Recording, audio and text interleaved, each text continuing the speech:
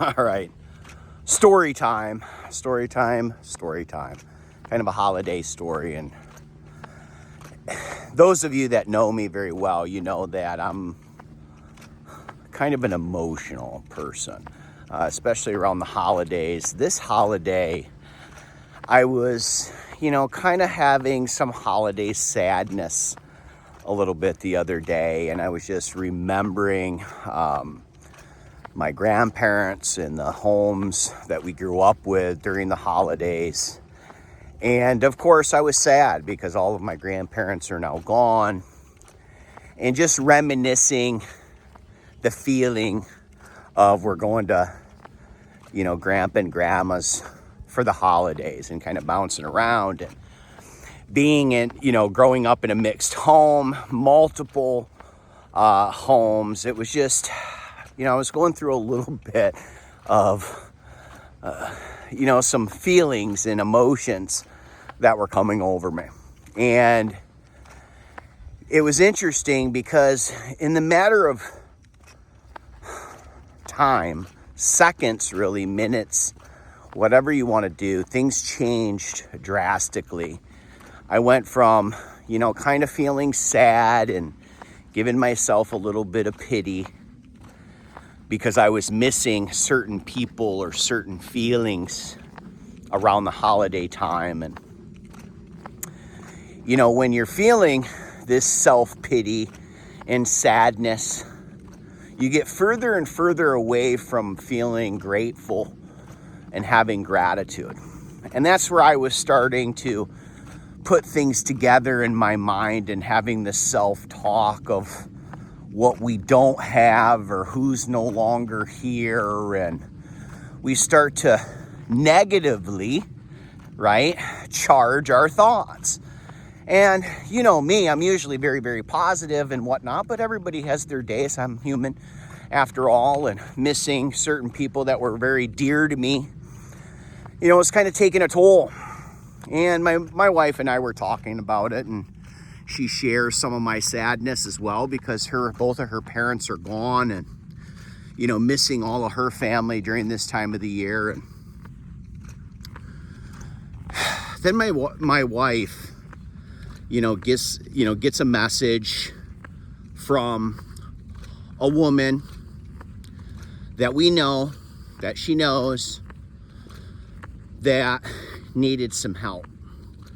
And that was really kind of not asking for help, but the messaging was telling us otherwise. And my wife's like, what do you think she means by this? I said, babe, that woman needs help.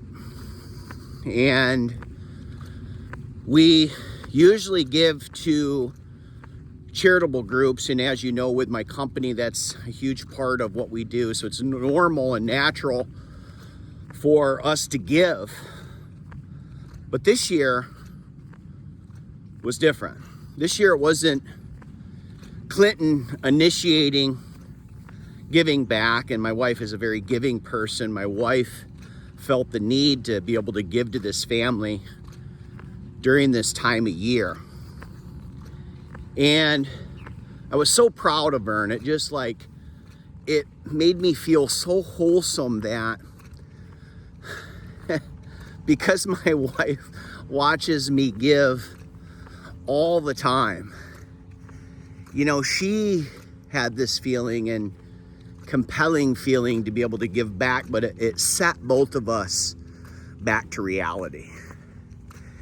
And because my daughter watched my wife give to a family to make sure that they had a great Christmas, my daughter and her boyfriend gave back to a friend that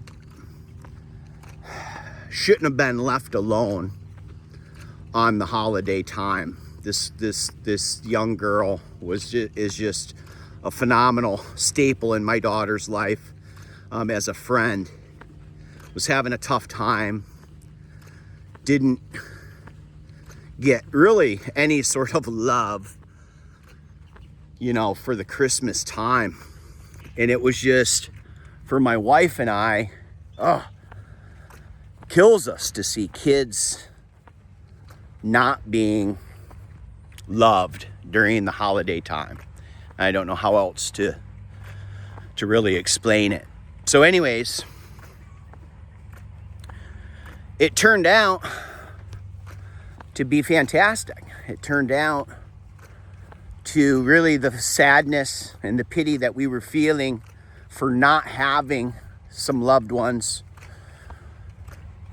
We were able to kind of turn that around, and that really kind of shook us.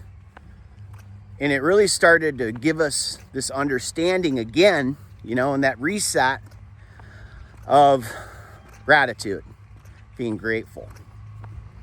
So, what an emotional holiday it's been so far. It breaks my heart to see people that are challenged during this time of the year, but it fills my heart knowing that my family is able to give back. So hopefully you guys were able to do the same.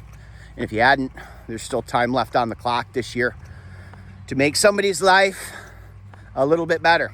So remember, provoke positive change in people, and don't forget about yourself.